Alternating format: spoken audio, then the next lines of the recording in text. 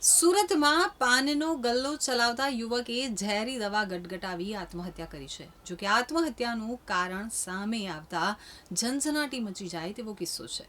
સુરતમાં લસકાણામાં રહેતો અને સણિયા ગામમાં પાનનો ગલ્લો ચલાવતા યુવકે ઝેરી દવા પી આપઘાત કરી લેવાની ઘટના સામે આવી છે.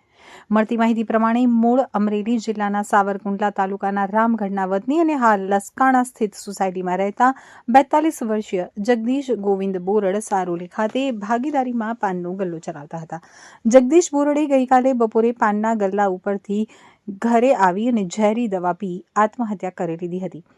આરોપી પાનના ગલ્લામાં ગાંજો વેચવા માટે દબાણ કરતો હતો. તો પોલીસની પ્રાથમિક તપાસમાં આપઘાત પહેલા લખેલી મરણ નોંધની એક ડાયરી જગદીશભાઈના ખિસ્સામાંથી મળી આવી હતી.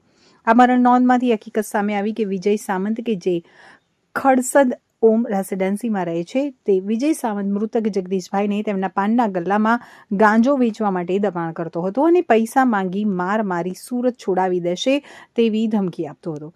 આ વિજય સામંત ગુંડો છે અને તેના કારણે આવું પગલું ભર્યું હોવાની મરણ નોંધ ડાયરીમાં લખી હતી.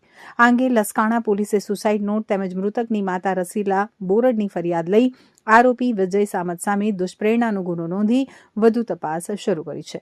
જગદીશ બોરડે દવા પીધા પછી માતા રસીલાબેનને છેલ્લા શબ્દોમાં જણાવ્યું હતું કે આ વિજય સામંત મને હેરાન કરે છે, મને મારવાની ધમકી આપે છે અને એ મને મારે એના કરતાં હું જાતે જ દવા પીને મરી જાઉં અને તેને જેલને હવાલે કરજો.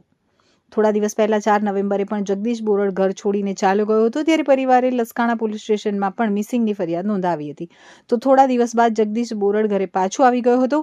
દરમિયાન 18 નવેમ્બરે જગદીશ તેની માતા રસીલાબેન સાથે પોલીસ સ્ટેશને જઈ તેના હાજર થવાનું નિવેદન પણ લખાવ્યું હતું.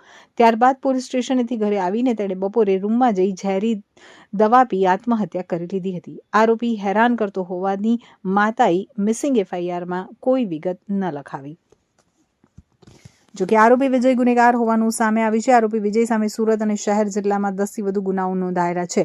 વિજય સામે અટકાયતની પાસાની પણ કાર્યવાહી થયેલી છે.